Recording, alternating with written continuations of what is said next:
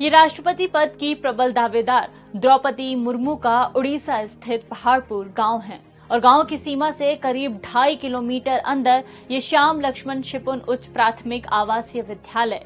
यह विद्यालय कभी द्रौपदी मुर्मू का घर हुआ करता था, लेकिन ऐसा क्या हुआ कि द्रौपदी मुर्मू ने अपने घर को स्कूल बना दिया।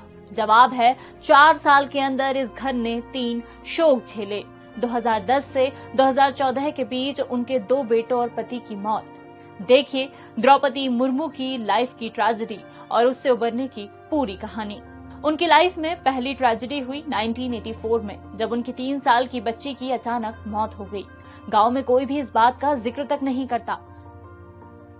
इसके बाद उन्हें दूसरा बड़ा सदमा लगा 25 अक्टूबर 2010 को, जब उनके बड़े बेटे लक्ष्मण मुर्मू की मौत हुई। द्रौपदी की भाभी बताती हैं, जब बड़े बेटे की मौत हुई थी तब द्रौपदी 6 महीने तक डिप्रेशन से उभर नहीं पाई थी। इससे उबरने के लिए उन्होंने अध्यात्म का सहारा लिया। फिर 2 जनवरी 2013 को उनके छोटे बेटे बिरंची मुर्मू की मौत हुई, लेकिन वो द्रौपदी जो बड़े बेटे की मौत से टूट गई थी, उसी द्रौपदी ने छोटे बेटे की मौत पर रिश्तेदारों को फोन पर खबर देते हुए कहा, रोकर घर मत आना, जैसे सामान्य समय में घर में मेहमान आते हैं वैसे ही आना। इसके बाद 1 अक्टूबर 2014 को उनके पति श्याम चरण मुर्मू की भी मौत हो गई। विद्यालय के आंगन में लगी ये मूर्तियां दोनों बेटों और पति की है।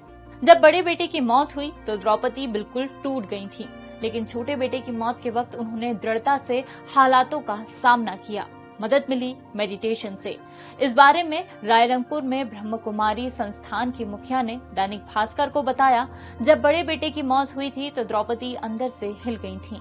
हमने उन्हें मेडिटेशन के लिए सेंटर बुलाया। समय की पाबंद द्रौपदी 2014 तक सेंटर आती नहीं। गवर्नर बनने के बाद भी वो 1-2 बार आई। द्रौपदी अपने साथ हमेशा एक ट्रांसलाइट और शिव बाबा की छोटी पुस्तिका रखती हैं, ताकि कहीं दूसरी जगह जाने पर भी उनका ध्यान का क्रम न टूटे। रायरंगपुर के उनके घर में ये उनका पूजा का कमरा है, ठीक बिल्कुल वैसा ही जैसा ब्रह्म कुमारी सेंटर का। गुरु की तस्वीर, उसके ऊपर लाल रंग की ट्रांसलाइट। इसी ट्रांसलाइट से निकलने वाली रोशनी का वो ध्यान करती हैं। इससे शिव बाबा का निरंकार रूप माना जाता है। द्रौपदी की फिलॉसफी अब पति की मूर्ति पर उकेरी चंद पंक्तियां ही हैं। जाते जाते उड़िया में लिखी उन पंक्तियों का हिंदी तर्जुमा सुनिए। दुनिया में कोई स्थायी नहीं रहता, सब यहाँ आते हैं और अपना अभिनय करके चले जाते हैं।